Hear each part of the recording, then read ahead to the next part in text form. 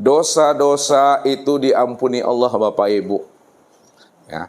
Berapapun banyaknya dosa dan kesalahan kita, jika dibandingkan dengan rahmat Allah, jika dibandingkan dengan ampunan Allah, maka rahmat dan ampunan Allah itu Bapak Ibu lebih luas, lebih besar jika dibandingkan dengan dosa-dosa dan kesalahan kita. Makanya jangan kita berputus asa di rahmat dan ampunan Allah. Allah katakan apa kepada kita ini? Wallahu yad'u ilal jannah wal ma'firah. Allah senantiasa mengajak kita, menyeru kita untuk selalu mendapatkan rahmatnya, mendapatkan cinta dan balas kasih sayangnya. Dan Allah senantiasa mengajak dan menyuruh kita untuk mendapatkan ampunannya. Ya.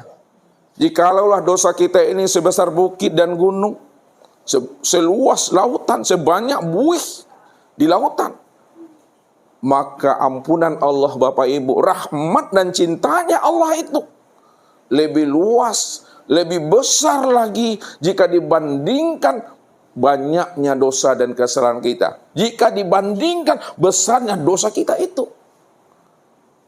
Maka ini Allah katakan, siapa yang datang kepadaku dengan berjalan, aku akan songsong dia, aku akan sambut dia dengan cara berlari.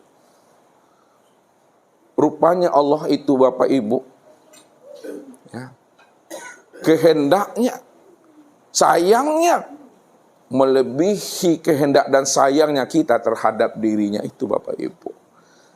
Jadi kalau kita cinta dan sayang kita terhadap diri kita, maka Allah itu lebih cinta dan lebih sayang lagi kepada diri kita ini dibandingkan cinta dan sayangnya kita terhadap diri kita sendiri.